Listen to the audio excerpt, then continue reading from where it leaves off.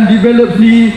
Tetapi sebab itu saya nak tanya kepada puak-puak ini, puak-puak PH Madani ini, bawau, rawau, alif mana? Bismillahirrahmanirrahim. Assalamualaikum tuan-tuan. Yang saya hormati Datuk Seri Tuan Ibrahim, teman, sahabat saya yang saya hormati, dan juga yang saya sokong 100% sebagai bakal Perdana Menteri Malaysia.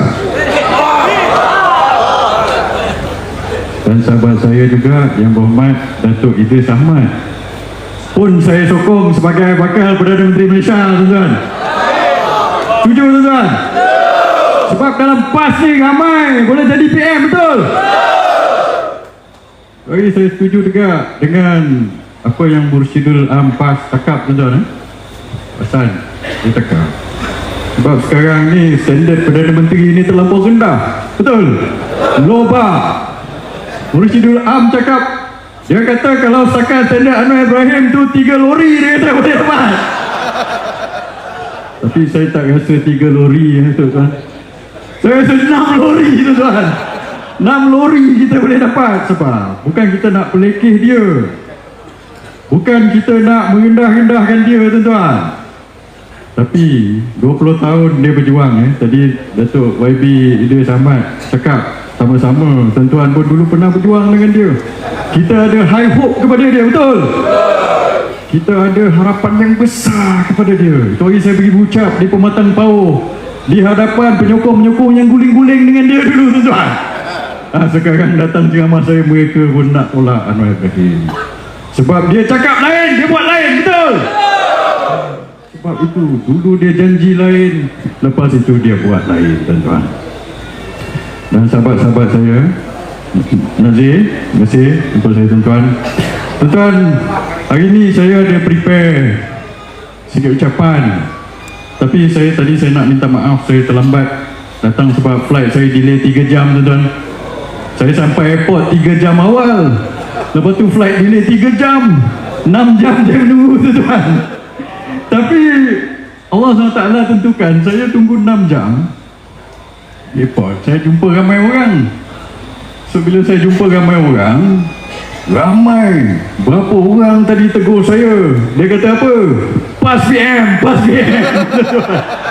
Betul. Dia cakap macam tu. So saya tak sempat nak baca inilah, kecuali satu petikan ayat Quran yang isteri saya suruh bacakan, nanti saya bacalah, tuan-tuan. Tuan-tuan, secara saya tak nak ambil banyak masa.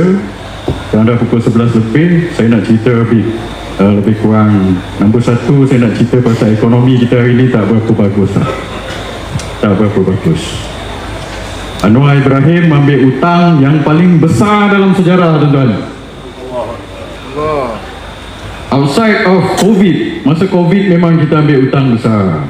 Tapi lepas COVID dia ambil 300 bilion yang kita nak waris hutang ini. Dan Anwar cakap, dia kata hutang menurun, padahal hutang menaik. So saya pelik, dia belajar matematik macam mana ni, tuan-tuan? So saya rasa dia belajar matematik terbalik. Mungkin betul lah YAB Datuk Seri Sanusi cakap dia selalu lewat datang sekolah. So bila lewat datang sekolah, saya ingat dia pun tak belajar matematik betul-betul, tuan-tuan. Hutang kita menaik, tuan-tuan, bukan menurun. Yang kita nak waris ni. Dan sebab itu juga 2 bulan lepas 900 juta pelabur asing dah bawa keluar duit daripada pasaran saham kita. Bulan lepas 3.4 bilion keluar.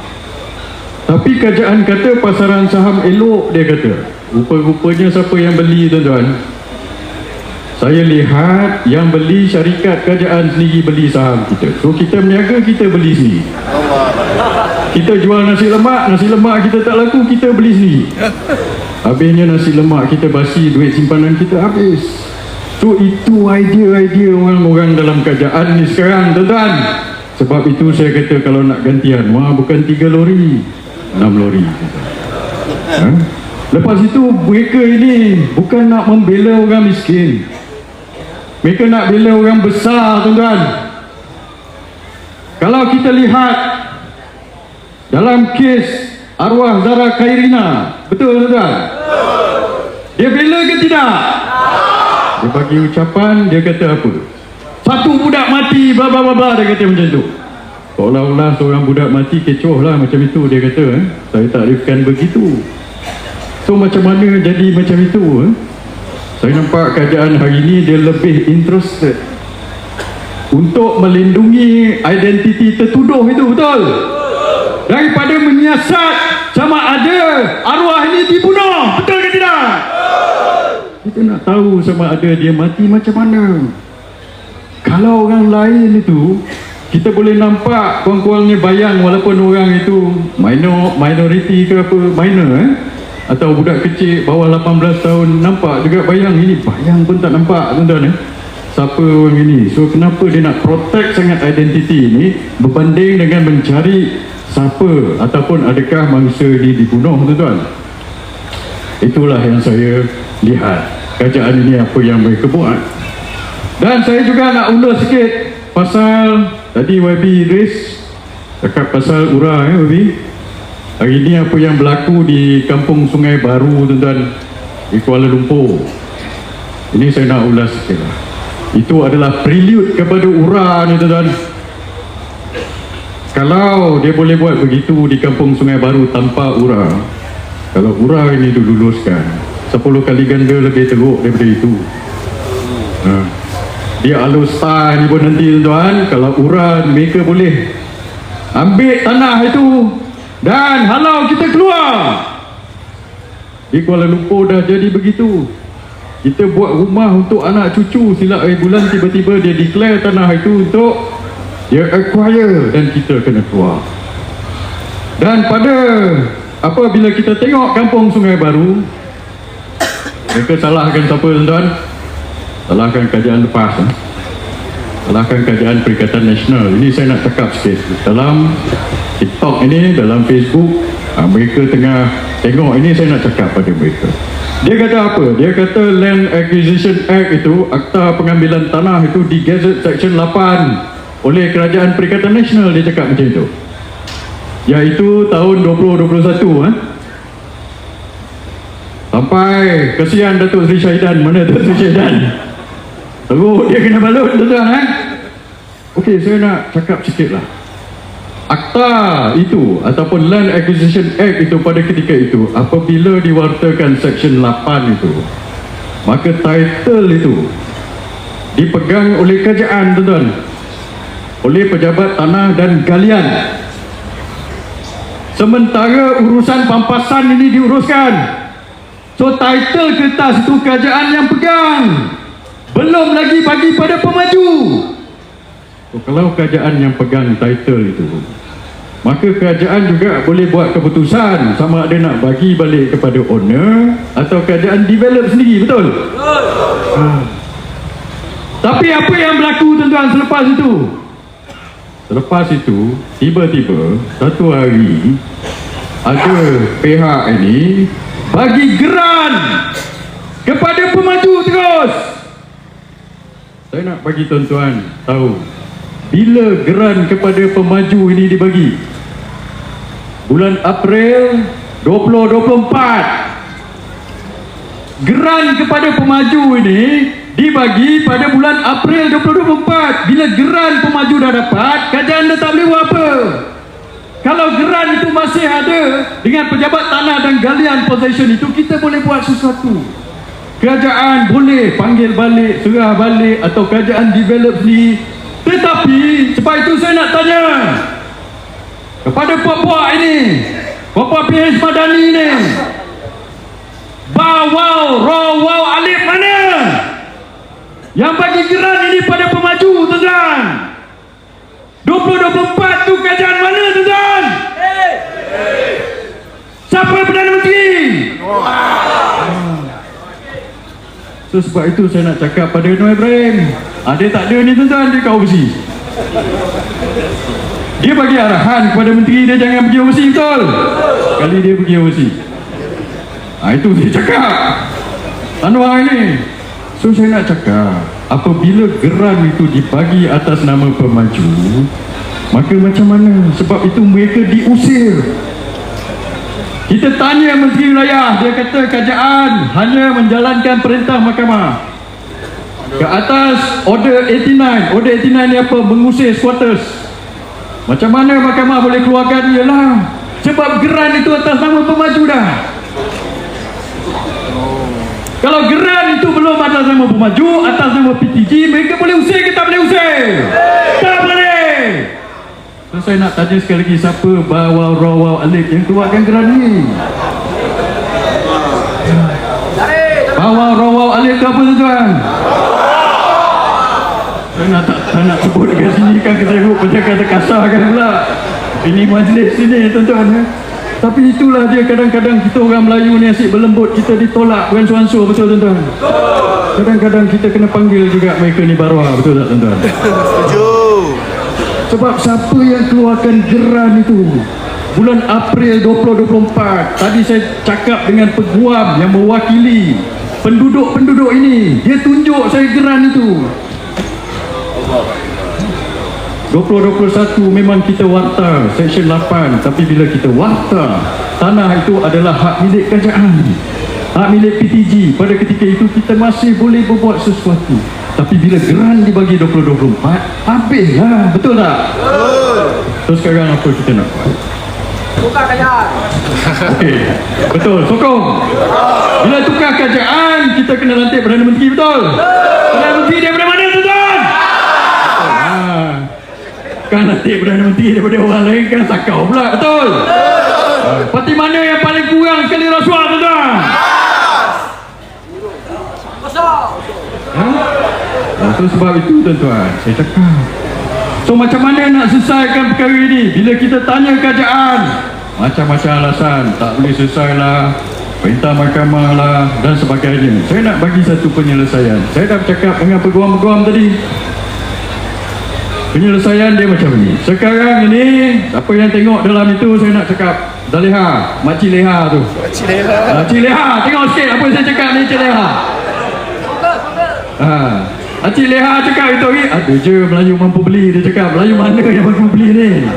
Saya nak tanya dia. Tu Makcik Leha cakap, dia cakap apa? Dia kata tak boleh buat apalah.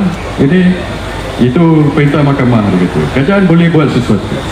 Sebab apa tuan-tuan? Dalam kes Kampung Sungai Baru ini, ada peguam ini mewakili penduduk yang tak bersetuju ini telah filekan writ saman.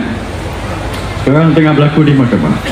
Writ saman ini mempersoalkan sama ada lot itu, Seksyen 41 lot 1691 ini di Kampung Sungai Baru itu 7 hektar itu, sama ada ia termasuk atau tidak dalam Malaysian Agricultural Sultanate Land itu, atau tanah rizab Kesultanan itu. Kalau masuk, dia tak boleh bagi pada maju tuan-tuan. Pada tahun 1977, pejabat tanah pada ketika itu telah keluarkan geran untuk keluarkan plot ini dan bagi geran-geran kepada orang-orang ini secara pajakan pada ketika itu. So sekarang ini, peguam ini argue, dia kata itu tak sah, bad title. Dan apa geran yang dibagi pada pemaju ini pun bad title. Sebab tahun 1977 tak sepatutnya pejabat tanah buat begitu. Sebab lot tanah ini termasuk dalam tanah MAS itu, tanah yang Sultan bagi itu. Sebab dalam dia punya asal punya geran itu ada double dot dash. Siapa yang biasa deal dengan pejabat tanah tahu. Double dash dot ini mewakili tanah rizab Melayu atau tanah kesultanan. Kita tak boleh buat macam itu, tak boleh bagi So sekarang dia agree begitu. Nah, dia saman pejabat tanah. Dia kata pejabat tanah secara salah telah membagi geran pada tahun 1977 alienate mendaftar tanah ini.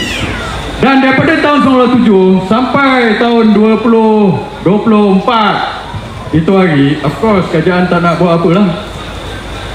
Tak nak cakap PTG buat salah, sebab penduduk 200 lebih orang itu masih occupy tanah itu. Kalau kerajaan kata silap buat salah, habis ambil geran, orang marah, betul tak? Tapi sekarang keadaan dia dah lain tuan-tuan. Geran ini berpindah tanah kepada pemaju. So apa Menteri Wilayah ataupun Kerajaan Anwar Ibrahim boleh buat? Sebagai Menteri PTG ni, Pejabat Tanah dan Galian ni bawah kerajaan ke bawah siapa tuan? Bawah kerajaan. Dia suruhlah PTG ni mengaku yang dia buat salah 1977, betul tak? Kalau Menteri boleh cakap macam itu dan PTG mengaku, habis tuan, okey. PTG mengaku ada kesilapan berlaku di alienate tanah tu 1977, maka apa-apa geran yang berlaku selepas itu sebenarnya void, tak sah. So, maksudnya kalau geran itu tidak sah, maka geran yang dibagi pada pemaju pada bulan April 2024 itu sah ke tidak, tuan-tuan? Tidak sah juga. Tidak sah. So Anwar Ibrahim boleh bagi tahu lah PTG, mengakulah kau buat salah, betul tak? So siapa yang boleh buat sesuatu, tuan-tuan? Kerajaan mana? Anwar Ibrahim dengan Zaliha boleh buat sesuatu ke tidak? Boleh. Atau nak atau tak nak je, betul? Sebab itu kita kena lawan mereka ni, tuan-tuan. Kita kena lawan mereka. Mereka cakap macam-macam lah, tak boleh ganti Anwar lah, apa benda lah. Saya kata boleh. Apa salah pula tak boleh? Kalau kita jadi kerajaan, kita buat lain, betul tak? Kita buat lain. Itulah, tuan-tuan. Lepas itu saya nak cerita sikit lah. Kenapa saya perjuangkan supaya PAS jadi Perdana Menteri, tadi kita dah sebut. Saya ni bebas, tuan-tuan, tapi saya bebas yang menyokong PAS.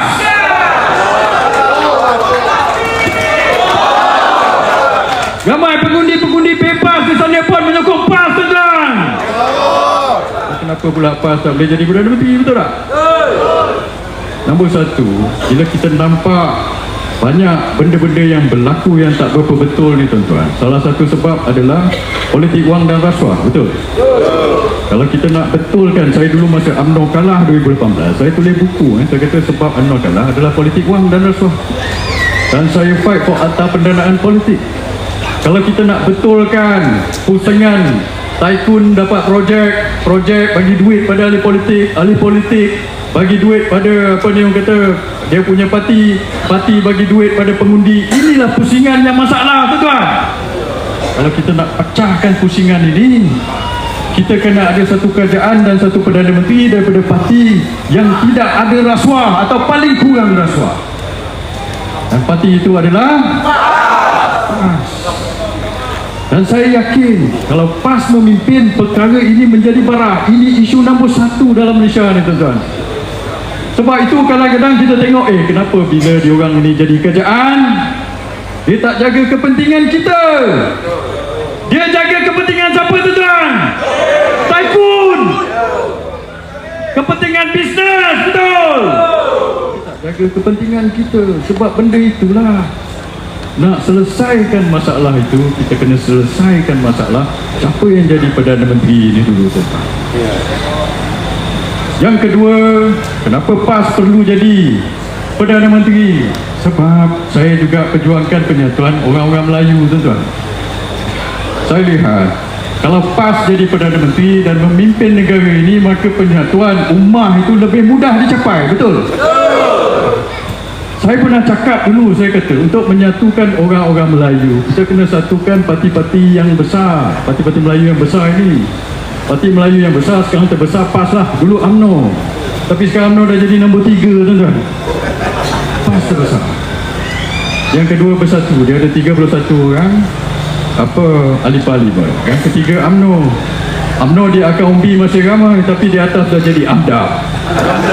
Ini yang menjadi masalah, tuan. Tapi di akar umbi mereka ramai yang sokong PAS. Di sini pun ada orang-orang UMNO tu. Sebab apa saya cakap, tuan-tuan, begini, orang bila kita nak menang pilihan raya dan kita nak menyatukan ummah, kita kena tarik semua orang. Orang-orang UMNO original ni, dia terbuka dengan PAS. Saya rasa dia sokong kalau PAS jadi PM. Tanya orang UMNO, banyak dia orang WhatsApp saya kata sokong. Tapi dia tak boleh cakap terang-terang, kan Zahid Hamidi marah. Tapi dia sokong. Dia memang terbuka hati dengan PAS. Tapi of course orang-orang kaum UMNO ini, dia dengan bersatu dia ada terasa hati sikit. Dan kepada orang Bersatu pun dengan orang UMNO dia ada tergesa hati sikit. Tapi dua-dua okey dengan PAS. Okey. Sebab itu saya cakap, kalau nak satukan tiga parti ini, PAS lah kena memimpin. Ya, betul. Sebab yang ni mengajuk dengan yang ni mengajuk dengan yang ni, betul? So kita yang dua-dua okey ni lah, kita kena memimpin, tuan-tuan kena memimpin, betul? Betul. Sebab itu Tan Sri Muhyiddin tak ada atas pentas hari ni, tuan-tuan. Tapi mungkin dia tengok lah, esok keluar YouTube ke apa kan, esok dia marah saya ke apa, saya tak tahu. Tapi saya nak cakap sikit pada Tan Sri Muhyiddin lah. Tan Sri, saya cakap ikhlas. Sebagai, saya bukan ahli mana-mana parti, tetapi sebagai yang bebas lah, orang bebas. Saya nak tengok penyatuan Melayu ini. Kalau Bersatu lead jadi Perdana Menteri, saya tak rasa wakil-wakil ambil orang UMNO senang terima. Kalau Tan Sri tak percaya, pergilah tanya orang UMNO lah. Saya ramai orang UMNO kenal lah. Mungkin dia cakap lain ke apa, esok dia maki saya ke apa, saya tak tahu lah. Tuan-tuan, saya dah kisah saya ni tahan maki. Macam-macam kena maki, saya tak kisah. Tapi itu hakikatnya, tuan-tuan. Orang UMNO boleh terima PAS untuk memimpin, tapi bila Bersatu, bila kita pergi pilihan raya pun sama.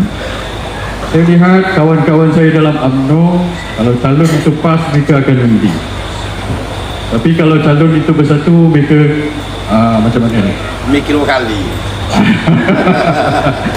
So ini hakikat. Bukan saya nak cakap apa, tapi dua-dua mereka bersatu dengan UMNO, mereka okey dengan PAS. So, sebab itu saya kata, kalau kita nak menyatukan ummah, menyatukan orang-orang Melayu, saya nak cakap pada Tan Sri Muhyiddin, saya nak minta pada Tan Sri Muhyiddin, pada kali ini Tan Sri boleh tak beri laluan kepada PAS untuk menjadi Perdana Menteri Malaysia, tuan-tuan.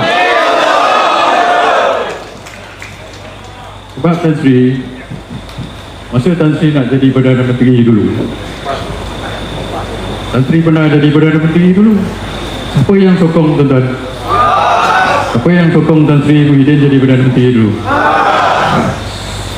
So kali ini bila PAS jadi Perdana Menteri, saya minta Tan Sri sokong lah. Boleh, tuan-tuan? Setuju? Of course PAS tak minta. Mana ada PAS minta, betul? Yang minta PAS jadi PM Syam Jalil, betul?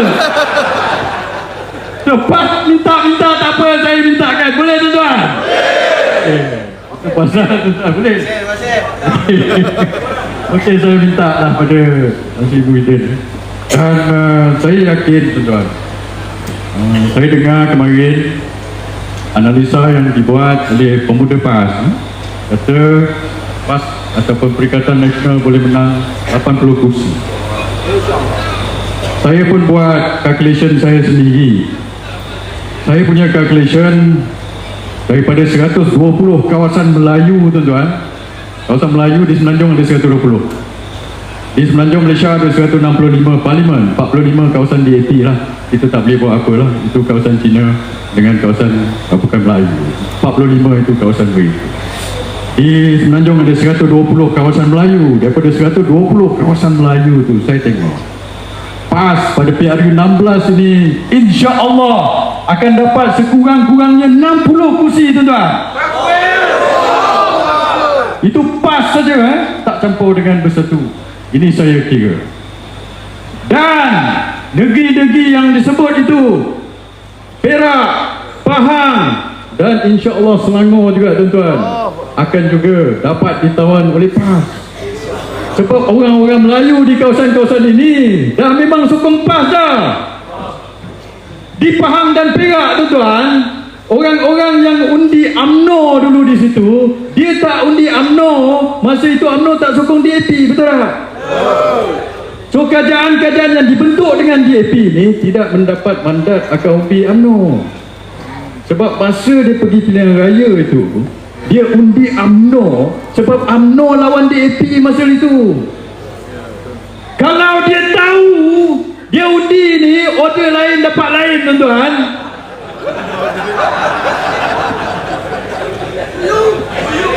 order yang ni dapat DAP, tuan-tuan rasa dia undi ke tidak? Dia tak undi.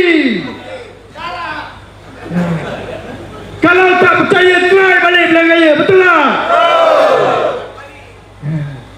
Sebab itu, tuan-tuan, saya cakap kita pergi pilihan raya. Cuma ada satu bahaya tuan-tuan, supaya kita tidak complacent.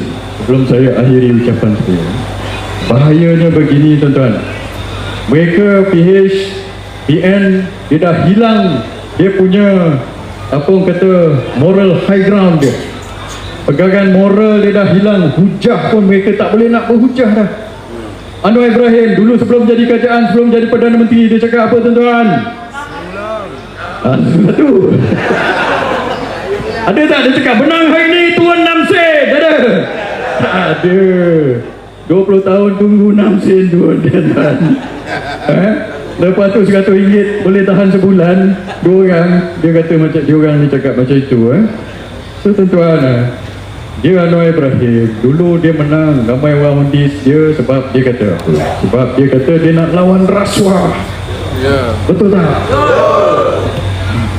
Sekarang kita percaya ke dia nak lawan rasuah tuan-tuan? Tidak. Rasuah apa tuan-tuan? Betul? Macam-macam kes. Nama apa nak sebut tuan-tuan? Saya tak nak sebut. Tuan-tuan sebut. Dulu sebelum PRU 15 dia menang sebab ada orang dia nyanyi hoi hoya hoi. Betul tuan? Sekarang orang yang dia nyanyi hoya hoi tu ada dengan dia kat sebelah. So macam mana tuan? Dia nak menyanyi hoya hoi lagi, sebelah ada pelawak hoya hoi. Tak boleh. So dia dah lost hujah dia.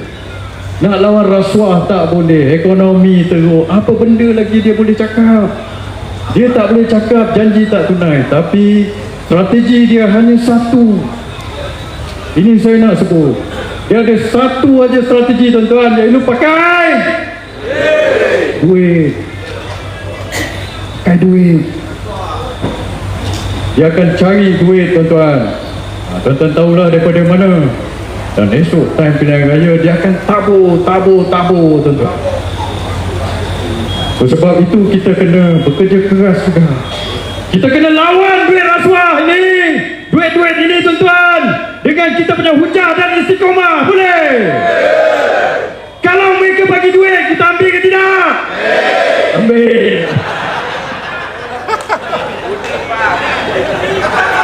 Ambil. Jangan tak ambil. Sebab itu duit kita. Itu duit kita tuan-tuan. Saya ingat dulu masa di Kelantan tu, arwah Tuan Guru Ni Aziz, saya dalam UMNO pada ketika itu macam-macam kita try di Kelantan tuan-tuan. Bagi kain, bagi itu, bagi semua. Tak bagi. Pakai boleh. Pakai boleh. Tuan Guru Ni Aziz cakap, dia kata demo tu bagi pitih, Ambil. dia mau ambil. Tapi undi jangan bagi. Dia bagi duit. Kan kalau kita tak ambil kufur nikmat. Lepas tu duit kita. Duit tu kalau trace balik asal-asal dia duit siapa tuan-tuan? Duit kita. Dan kita tak boleh nak stop tuan-tuan. Dia akan bagi juga. So ambil. Padahal dia bagi kita RM1, dia ambil berapa tuan-tuan? Macam kes Kampung Sungai Baru tu, saya dah cerita dalam Facebook posting saya. Dia kata dia bayar pembahasan 60 juta tapi dia declare keuntungan ataupun gross development value project itu 2.6 bilion, cost 1.3 bilion. So keuntungan kasar dia 1.3 bilion. So banding dengan apa? Banding dengan 60 juta tu apa benda?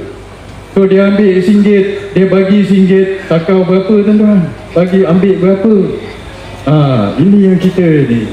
So sebab itu perkara ini kita kena lawan tuan-tuan. Kita kena lawan politik-politik yang berasaskan duit. Sebab dia tak ada hujah dah. Dia nak berhujah apa dah? So last strategi dia cari duit, bagi duit. Cari duit, bagi duit. Cari duit, bagi duit. Kita pula ambil jangan undi. Ambil jangan undi. Ambil jangan undi. Boleh tuan-tuan? Dan kita kena lawan tuan. Sebab kalau kita tak lawan, masa depan anak cucu kita macam mana jadi? Mereka nak buat urau, dan lepas itu mereka nak buat pilihan raya PBT tuan-tuan. Dan lepas itu dia nak buat persepadanan semula. So kalau kita tak lawan persepadanan semula ini dan benda-benda ini semua, nasib anak cucu kita akan jadi macam mana? Masa zaman Tok Nenek dulu kita lawan Land Union, ingat? Masa tu tuan-tuan bersama-sama dengan UMNO 1946 lawan Land Union. Lepas tu Tok Nenek kita lawan komunis, tuan-tuan. Lepas itu masa rusuhan pun kita lawan puak-puak resis itu, tuan-tuan. So kali ini, tuan-tuan, sekejap, habis masa dah. Okay. Kali ini, tuan-tuan, this is kita punya turn, tuan-tuan, untuk berjuang. Anak cucu kita akan ingat kita perjuangan kita pada hari ini, tuan-tuan. Perjuangan kita lawan murah ni, tuan-tuan. Lawan puak-puak ini. Inilah masa kita, tuan-tuan. Kalau tidak, anak cucu kita akan ingat kita sebagai bawau, rawau, alit yang mereka itu. Kita di sini bukan bawau, rawau, alit. Betul, tuan-tuan? Kita bukan pengkhianat bangsa, tuan-tuan. Yang segelintir menyokong DAP itu, mereka itu pengkhianat bangsa. Betul tak, tuan-tuan? So kita kena lawan habis-habisan, tuan-tuan. Sebelum itu saya nak baca, tuan-tuan, ayat yang isteri saya suruh baca. Untuk ini, tuan-tuan, sebab ini untuk penyatuan orang-orang Melayu, tuan-tuan. Saya jarang baca ayat Quran dalam ceramah, tapi kali ini saya nak baca sebab ini penting. Innamal mu'minuna ikhwah fa'aslihu baina akhawaykum wattaqullaha la'allakum turhamun. Saya sedih baca ayat ini, tuan-tuan, sebab maksud dia sesungguhnya orang-orang mukmin itu bersaudara. Kerana itu damaikanlah antara kedua saudaramu itu dan bertakwalah kepada Allah supaya kamu mendapat rahmat. Selama ini memang kita selalu bertelagah, tuan-tuan, PAS, UMNO bersatu. Dulu kita dominan, tak apa kita bertelagah, tuan-tuan.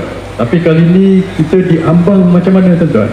Kalau kita tidak bersatu padu, apa akan jadi kepada kita dan anak-anak kita? Sebab itu kita pegang kepada Al-Hujurat ayat 10 ini, tuan-tuan. Dan kita kali ini, kita kena bersatu padu dan kita kena lawan mereka-mereka itu. Dengan itu, wabillahi taufiq wal hidayah. Wassalamualaikum warahmatullahi ta'ala wabarakatuh. Takbir!